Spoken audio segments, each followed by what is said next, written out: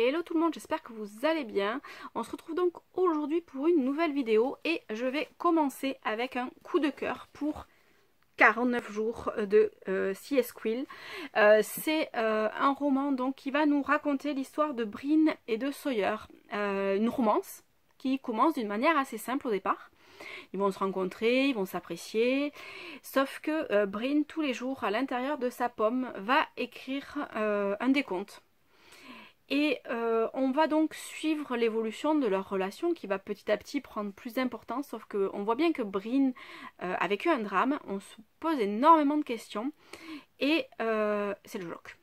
Ah mais le choc, mais je n'avais rien vu venir, non seulement je n'avais rien vu venir, mais en plus jamais je n'aurais imaginé qu'il se passe ce genre de choses. Donc je comprends un petit peu quand on m'a dit avant que je lise qu'il était bien de faire une deuxième lecture de ce roman pour voir les choses différemment et pour comprendre tous les indices qui sont laissés au fur et à mesure par l'autrice tout au long de son récit. J'ai adoré Brin, j'ai adoré Sawyer, ils sont tous les deux franchement géniaux. Les sentiments exprimés le sont d'une manière magnifique et bah ouais, comme je vous disais, cette fin, mais on ne la voit jamais venir. Et bah, j'ai pleuré. De toute façon, je pense que je pleure à chaque fois que je vous présente un livre, je dois pleurer. Encore que vous avez de la chance, je ne pleure pas devant vous. Ensuite, donc, Les Orphelins de Métal de Padraig Kenny. Alors, c'est un roman jeunesse dont la couverture est juste magnifique. Je suis fan et j'ai le marque-page qui tombe d'ailleurs. Super marque-page aussi. Donc on va rencontrer Christopher qui vit chez un fabricant, enfin qui fabrique et retape des robots. Sauf que Christopher va découvrir des choses sur lui qu'il ne savait pas. Et petit à petit, il va être kidnappé. Ses amis vont essayer de le récupérer. Sauf qu'il ne s'attendait pas du tout aux révélations qu'il va découvrir, pardon. Et tout ce que les uns et les autres vont faire pour lui. J'ai été énormément touchée par les personnages, par la façon dont ce conte est raconté par l'auteur. Et honnêtement, c'est un roman qui donne le sourire et qui fait vibrer avec les personnages. J'ai adoré le contexte, la façon dont les choses sont racontées, dont on a vraiment l'impression d'être dans le livre et où on va jusqu'au bout avec eux. Ensuite, un roman que j'ai adoré, donc comme tous les précédents d'ailleurs, de Clarisse Sabar, Ceux qui voulaient voir la mer. Donc c'est l'histoire de Lilou, une maman qui pour son fils va décider de quitter son boulot et sa vie parisienne pour repartir vers le sud et vers une autre vie. Elle va donc retrouver du boulot dans une bibliothèque et rencontrer sur un banc une vieille femme qui va lui raconter sa vie petit à petit pour que Lilou, notre héroïne, écrive ses pensées et ses souvenirs pour les donner à la petite fille de la dame. Sauf que sur une histoire qui commence simplement, on peut le dire, les tenants et les aboutissants vont être beaucoup plus complexes que ce qu'on pouvait attendre. Et j'ai une nouvelle fois adoré la manière dont l'autrice nous décrit les personnages, nous décrit leurs sentiments et nous fait vivre chaque instant avec eux. C'est franchement super bien fait. Et jusqu'au bout, alors j'avais essayé de deviner un petit peu ce qui allait se passer, bon évidemment j'avais tout faux, et j'ai beaucoup aimé la façon dont ils évoluent tous et le petit côté romance qui donne un côté très positif à l'histoire. Voilà. Après, on va rester dans le contemporain avec Snapkiller de Sylvie Alouche. Alors, c'est un roman qui est très très contemporain puisqu'on va être dans un lycée et qu'on va suivre une jeune fille qui va se faire plus ou moins harceler sur les réseaux sociaux jusqu'à ce qu'elle commette le pire.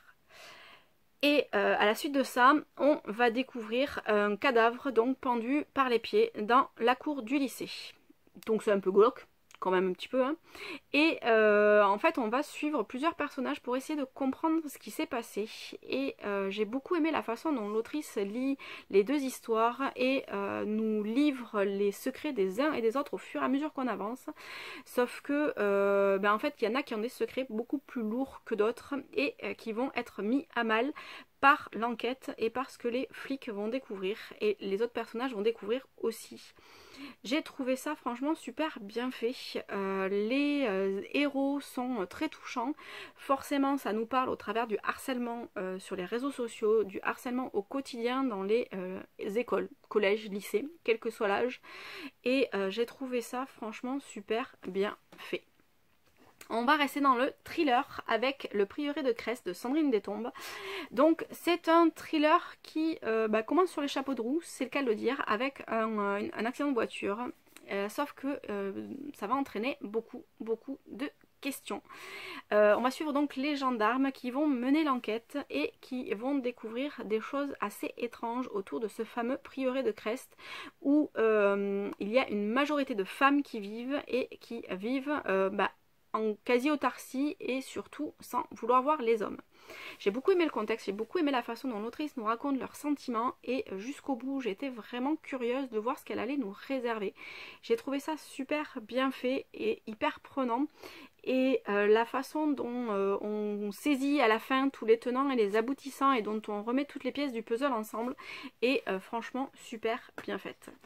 Et on va donc terminer cette vidéo avec Butterfly de Yusra Mardini, qui est une histoire vraie, puisque c'est l'histoire vraie d'une réfugiée qui quitte la Syrie, si je ne m'abuse, oui c'est bien ça, qui quitte la Syrie pour gagner l'Europe et espérer faire partie d'une équipe olympique un jour, puisque c'est une nageuse.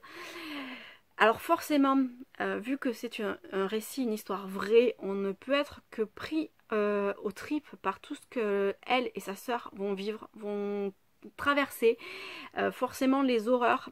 Alors c'est un sujet qui est hyper d'actualité forcément et qui nous pose beaucoup de questions sur notre propre relation avec les autres, sur notre façon d'accepter ou pas ces migrants qui ont quitté leur pays qu'ils aiment pourtant de tout leur cœur pour espérer trouver une meilleure vie ailleurs.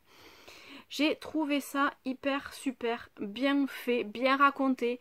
Alors il y a eu certains moments où je me suis sentie un petit peu détachée parce que c'est assez factuel dans tout ce qu'elle nous raconte, mais jusqu'au bout j'étais super curieuse de voir comment ça allait se finir et évidemment il n'y a pas de fin puisque sa vie continue, donc voilà, mais franchement c'est un livre qu'il faudrait mettre entre toutes les mains pour faire réfléchir et pour apporter matière à réflexion à beaucoup de gens.